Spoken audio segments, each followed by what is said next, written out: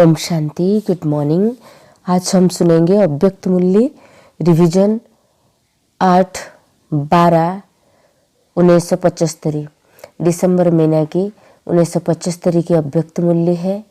बाबा heading बता रहे बच्चों की विभिन्न स्टेजेस। स्वयं बाप दादा आज बच्चों की विभिन्न स्टेजेस को देख रहे और वर्णन भी कर रहे और इशारा भी दे रहे कौन सा स्टेज पर रहने से ये 2021 अपना सुखद, संतुष्ट और पुरुषार्थ मार्ग में आगे उन्नति को उन्नत तर पर जा सकते हैं। तो सुनते हैं बाबा बोल रहे अव्यक्त बाप दादा सदा विजयी स्वरूप बनाने वाले, सर्व वरदानों के अधिकारी और विश्व द्वारा सदा सत्कारी बनाने वाले विश्व कल्याणकारी पिता बोले अशरीरी भव, यह वरदान प्राप्त कर लिया है। जिस समय संकल्प करो कि मैं अशरीर हूँ, उसी सेकेंड स्वरूप बन जाओ। ऐसा अभ्यास सहज हो गया है। सहज अनुभव होना यही संपूर्णता की निशानी है।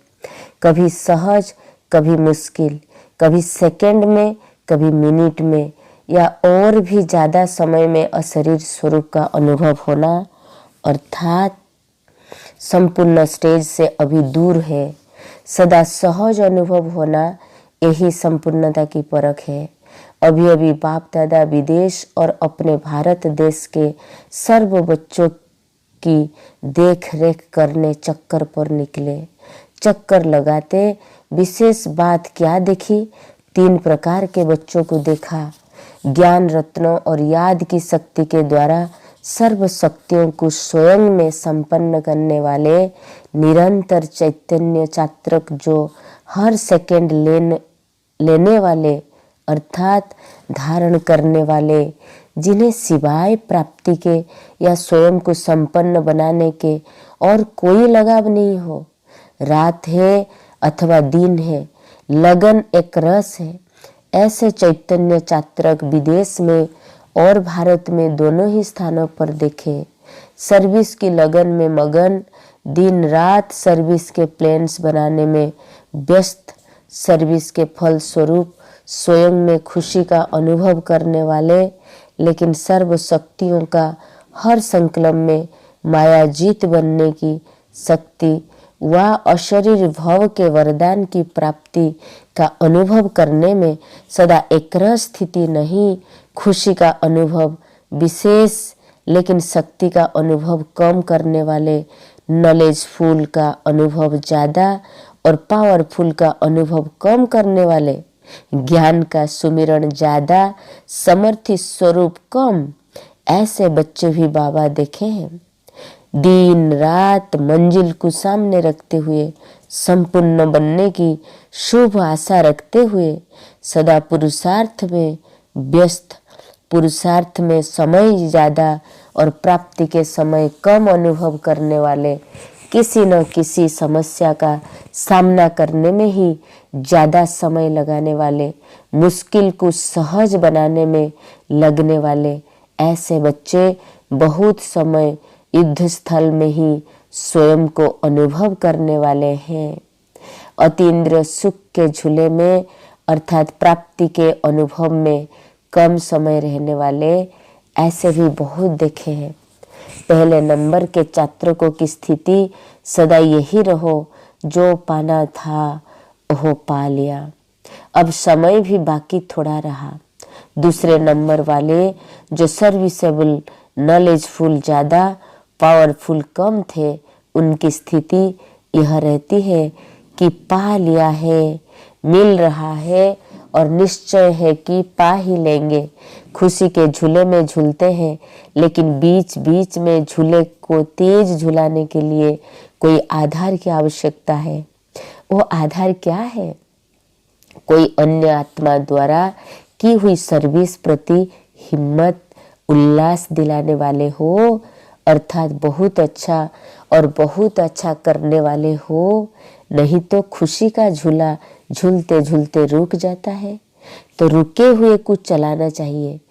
पहली स्टेज वालों का ऑटोमेटिक झूला है, तीसरी स्टेज वालों की स्थिति कभी प्राप्ति व विजय के आधार पर अति हर्षित और कभी बार बार युद्ध की परिस्थिति में थकावट अनुभव करने वाले, किसी न किसी साधन के सहारे पर स्वयं को थोड़े समय के लिए खुश अनुभव करने वाले, कभी खुश कभी शिकायत, क्या करूं कैसे करूं, कर तो रहा हूं, इतनी मेहनत कर रहा हूं, मेरी तकदीर ही ऐसी है, ड्रामा में मेरा ऐसे ही पार्ट निभा हुआ है और कल्प पहले इतना ही हुआ था। ऐसे कभी ऊंचा कभी नीचा इसी सीढ़ी पर चढ़ते उतरते रहते हैं। ऐसे 3 प्रकार के बच्चे देखे। समय के प्रमाण वर्तमान स्थिति हर समय सर्व प्राप्ति के अनुभव की होनी चाहिए।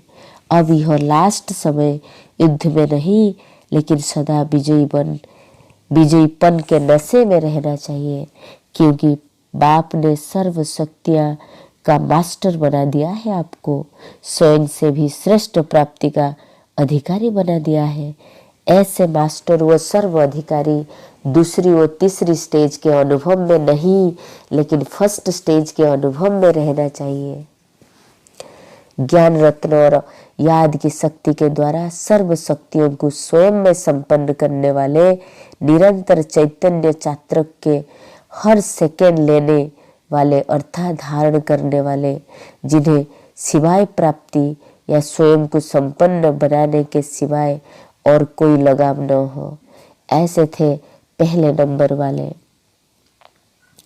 बाबा बोल रहे विदेशी ग्रुप जो लास्ट इज फर्स्ट कहलाते हैं, फर्स्ट इज फर्स्ट कहा जाता है, तो जो भी विदेशी ग्रुप आया है वह सब फर्स्ट स्टेज वाले होना।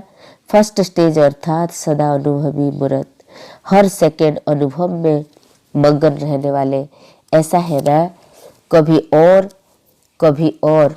कभी कहने वाले नहीं, कभी कभी कहने वाले नहीं, कभी यह होता कभी वह होता, यह नहीं, सदा एक के रस में रहने वाले और एक के द्वारा सर्व अनुभव पाने वाले, उसको कहा जाता है फर्स्ट है।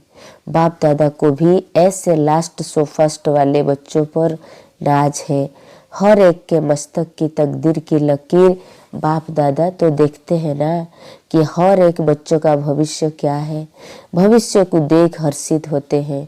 अभी के आए हुए ग्रुप में भी अच्छे उम्मीदवार बच्चे हैं जो विश्व के दीपक बन बाप समान अनेकों को रास्ता बताने के निमित्त बनेंगे। अभी तो विशेष विदेशियों के अर्थ है ना, कुछ यहाँ बैठे हैं सम्मुख और कुछ विदेश में दिन रात इसी ही याद में रहते हैं। वो क्या अनुभव कर रहे हैं, जैसे रेडियो व टीवी में कोई विशेष प्रोग्राम आना होता है तो सब अपना अपना स्विच ऑन करके रखते हैं, सबका अटेंशन उस एक तरफ ही होता है। ऐसे ही विदेश में चारों ओर बच्चे अपनी स्मृति का स्विच ऑन करके बैठे हैं। सबका संकल्प यही एक मधुबन की स्मृति का है। दूर होते हुए भी कई बच्चे बाप को इस संगठन में सम्मुख दिखाई देते हैं। ऐसे साकार रूप में सम्मुख बैठने वाले वो आकारी रूप में बुद्धि योग द्वारा सम्मुख बैठे हुए, ऐसे सदा विजयी स्वरूप अतीन्द्र सुख के झूले में झूलने वाले प्राप्ति स्वरूप सर्व वरदानों के अधिकारी, विश्व द्वारा सदा सत्कारी और विश्व प्रति सदा कल्याणी, ऐसे विश्व के दीपकों को बाप दादा के दिल तखत नसीन बच्चों को बाप दादा का याद प्यार और नमस्ते। पहले नंबर के छात्रकों की स्थिति सदा यही रहती है कि जो पाना था वो पा लिया, वो सदा झूले में झूलते रहते हैं। समय के प्रमाण वर्तमान स्थिति हर समय सर्व प्राप्ति के अनुभव के होना चाहिए, क्योंकि बाप ने तुम्हें सर्व शक्तियों का मास्टर बना दिया है। इसीलिए बाबा बोलते कि बच्चों की विभिन्न स्टेजेस कि कैसे अलग अलग सर्विस के लगन में मगन वाली स्टेज, ज्ञान रत्न की प्राप्तियों की झूले में झूलने वाली स्टेज, दिन रात मंजिल को सामने रखते हुए, संपूर्ण बनने की शुभ आशा रखते हुए सदा पुरुषार्थ में व्यस्त रहने वाली स्टेज, ऐसे तीनों स्टेजेस की बच्चों को बाबा देख रहे थे।